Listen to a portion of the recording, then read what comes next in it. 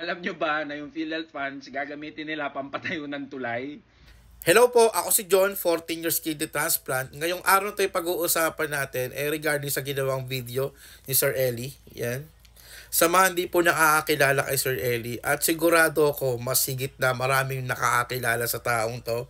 Siya nga po pala yung bumabatikos. Siya yung bumabatikos sa mga politiko na walang ginagawa para sa mga mamayang Pilipino, na mas lalo pa tayong pinapahirapan, mas lalo pa tayong ginagawang tanga para sa kanilang personal na pangangailangan at hindi para sa mga mamamayan na tulad natin. Anyway, hindi na po ako lalayo sa issue. Ang concern ko lang po kasi dito, regarding po dito na yung sobrang PhilHealth funds ipampapatayo ng tulay at kalsada. Imagine PhilHealth funds gagamitin sa pagpapatayo ng tulay at kalsada, infrastructure po siya. Ano naman ang relate nun, 'di ba?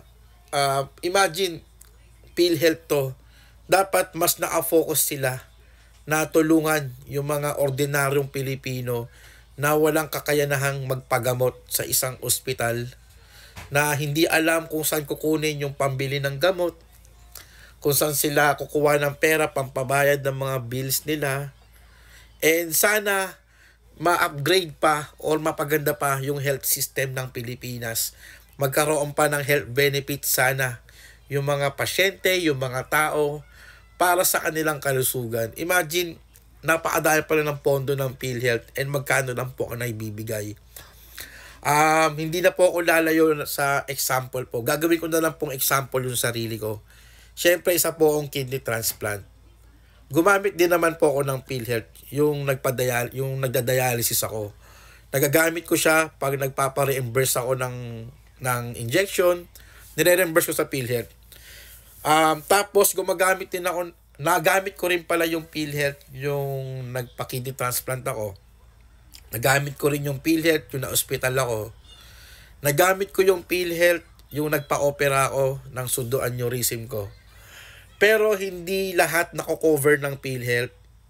Maybe 10%, 9% lang ng total bill ko. For example, 100,000, 10,000 lang yung nakukuha ko. Yung po nakukuha ng isang kidney transplant.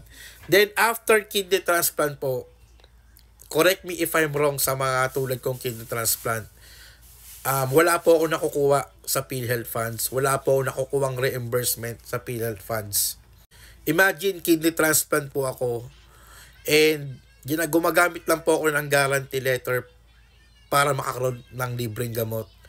Then yung iba binibili ko na po sa Mercury Drugs.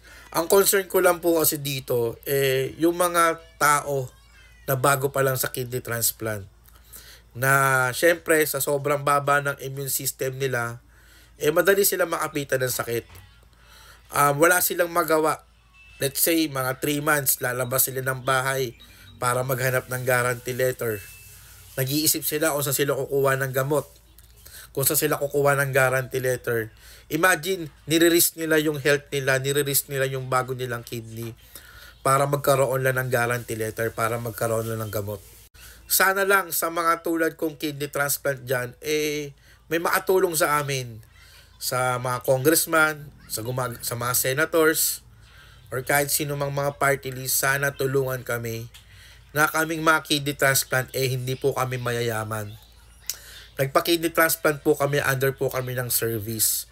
Sana lang na kahit papaano matulungan kami ng PhilHealth para masubsidize yung gamot namin, lalo na yung anti-rejection medicine.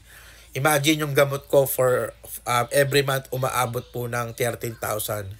How much more yung mga bago pa lang na umaabot ng 60,000, 80,000, 100,000.